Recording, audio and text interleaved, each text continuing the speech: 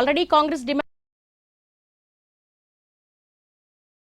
Reservation బిల్ని as it is ఇప్పుడున్నటువంటి ఏదైతే లోక్సభ సంఖ్యాబలం 543లోనే మీరు దానికి సంబంధించినటువంటి సీట్ల కేటాయింపు చేయమంటోంది. దానికి ఏమైనా యాక్సెప్ట్ చేసే అవకాశం ఉంటుందా? తదుపరి కార్యాచరణ ఏ విధంగా ఉండే అవకాశం ఉంటుందంటారు? ఇప్పుడు మోడీ ప్రభుత్వం ఏం చేస్తుందో తెలియాలంటే జ్యోతిష్యం అన్నది తెలియాలి, లేదా నరేంద్ర మోడీ అమిత్ షా ఇద్దరిట్లో ఎవరో నాకు చెప్పాలి. నాకు తెలిసినంత వరకు కిషన్ రెడ్డి కూడా తెలియదు, కేంద్ర కేబినెట్ కూడా తెలియదు, బహుశా అమిత్ షా కూడా మొత్తం తెలియదు. కొంతవరకు తెలుసుంటుంది, ఒక 90% తెలుసుంటుంది. మరి నాగేశ్వర ఎలా చెప్పగలుగుతాడు మోడీ ఏం చేస్తాడని? ఇప్పుడు మోడీ ఏం చేస్తాడో ఎవరికైనా తెలుస్తుందా? That is how the Modi functions కదా. కానీ ఏం జరగాలో చెప్తాను, ఏం చేయాలో చెప్తాను, ఏం జరుగుతుందో నేను ఊహించను.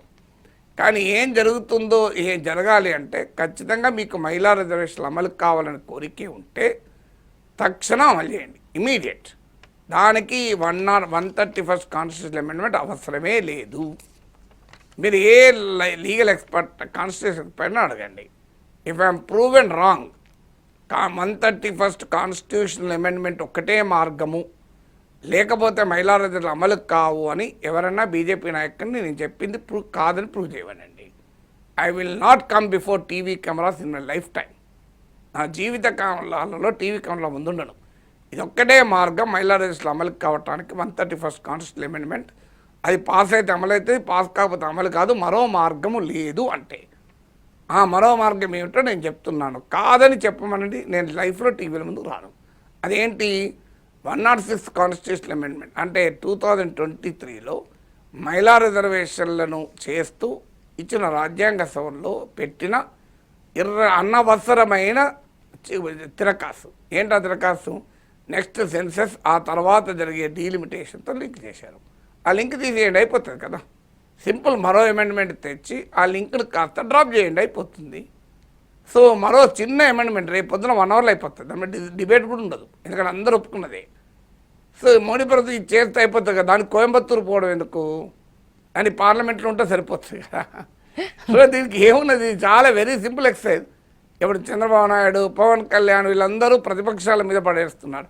చంద్రబాబు నాయుడు ఒక్క మాట అన్నాడు అనుకోండి, మోడీజీ రేపు మార్నింగ్ మీరు ఇంకో అప్పటి 2023లో చేసిన చట్టం నుంచి ఇంకో ఈ క్లాస్ తొలగించండి, నెక్స్ట్ సెన్సెస్, నెక్స్ట్ దాని తర్వాత జరిగే డీలిమిటేషన్, ఎందుకంటే దానివల్ల 2029లో కాదు 2034లో అమలవుతుంది. సో ఇది చెయ్యండి, లేకపోతే నేను ప్రభుత్వానికి మద్దతు ఉపసంహరించుకుంటా అని చెప్పమండి, అయిపోతుంది. సో అందువల్ల చిన్న పని కదా. అప్పుడు అంత మద్దతు ఉపసంహరించుకుంటూ అనుకుంటే మరి మీరు చెప్పండి ఎట్లా అమలవుతుంది? మరి ఇంత సింపుల్ మెథడ్ ఉండగా ఇంకోటి తిరిగితే ఏమొస్తుంది? మీ చేతిలో పెట్టుకొని మహిళా రిజర్వేషన్లు అమలు చేయడానికి మోడీ ప్రభుత్వం తలుచుకుంటే, చిత్తశుద్ధి ఉంటే is a matter of 10 minutes, అంతకన్నా ఎక్కువ పట్టదు.